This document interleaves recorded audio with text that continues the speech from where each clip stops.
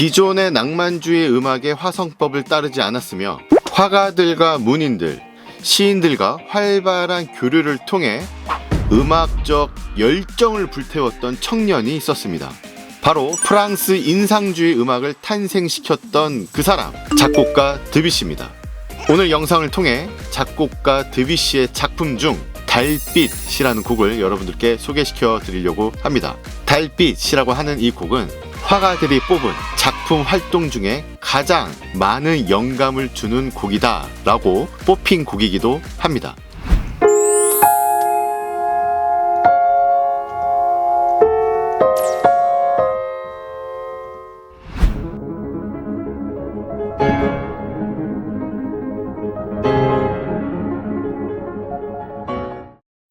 안녕하세요. 컬전TV 피아니스트 김용진입니다. 음악에 색을 입혔던 작곡가, 바로 인상주의 작곡가 드뷔시.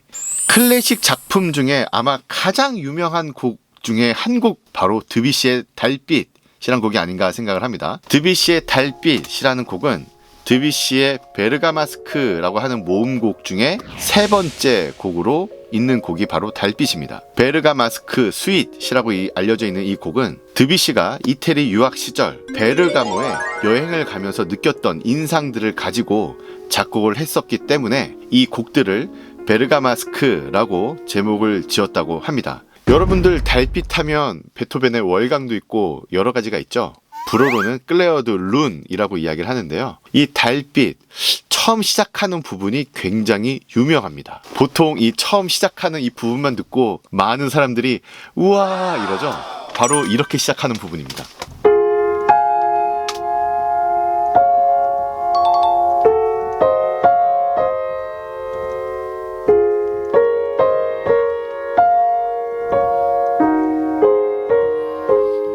자, 이렇게 시작하는 부분인데 여러분들은 이 시작하는 부분 어떤 느낌이 드시나요? 5분 남짓한 곡이지만 이 처음 시작하는 이 테마가 4번이나 나옵니다. 그리고 인상주의 작곡가답게 음악에 색을 입힌 작곡가답게 이 4번 나오는 주제가 다 다른 색깔로 나옵니다.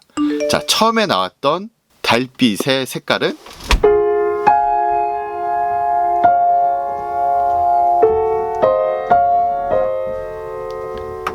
이렇게 나왔다고 하면 두 번째 나오는 달빛의 색깔은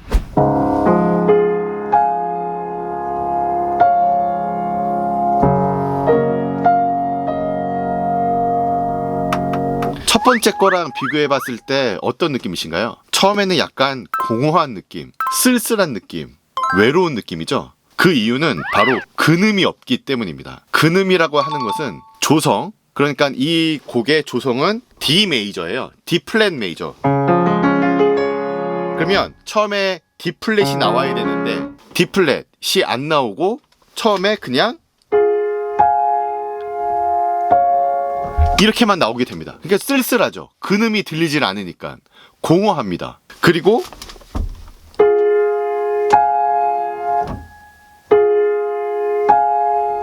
옥타브를 건너떠요. 이 음악이라고 하는 것, 시간 예술이라고 하는 것, 이 음에서 이 다음 음으로 넘어가는 이 시간 동안 많은 것들을 생각나게 합니다. 여러분들은 어떤 생각이 나시나요?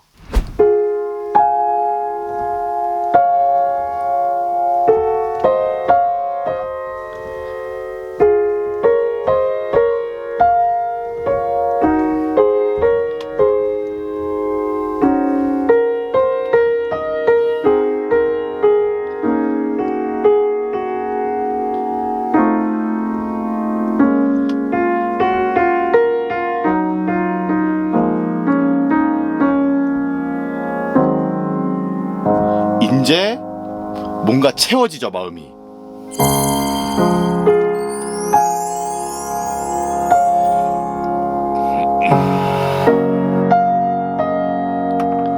화성들이 채워지면서, 그죠? 이러한 주제들이 나옵니다. 그런데 이제 2번 들으셨잖아요. 세 번째 나오는 이 달빛의 테마는 앞에서 들으셨던 것과는 조금 다른 느낌입니다. 그리고 한 옥타브가 더 올라가는 테마가 나옵니다. 처음에 이렇게 들렸던 게 어떻게 들리느냐,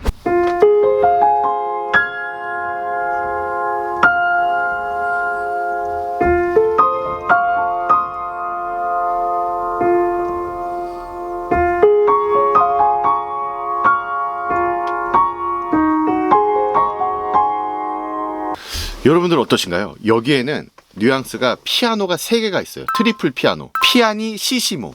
더 작고 더 아련하게 연주를 해야 됩니다. 제가 조금 더 아련하게 연주를 한번 해볼게요.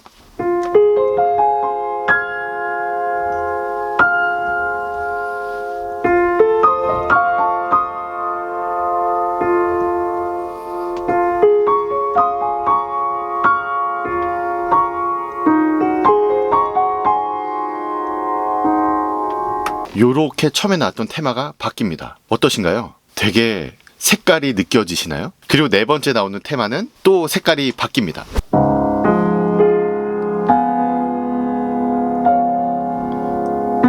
요음 때문에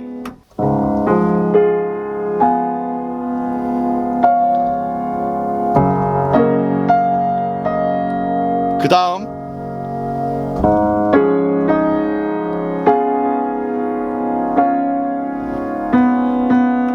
이 한 음 때문에 색깔이 이렇게 바뀌었어요. 정말 많은 것들이 변하진 않았지만 이 한 음 때문에, 한 옥타브 올라간 것 때문에 느낌이 또 확 변했어요. 아마 이러한 것들 때문에 많은 사람들이 이 드뷔시의 달빛에 많은 것들을 생각하게 되고 많은 것들을 느끼게 되고 더 감동이 배가가 되는 게 아닌가 생각을 합니다.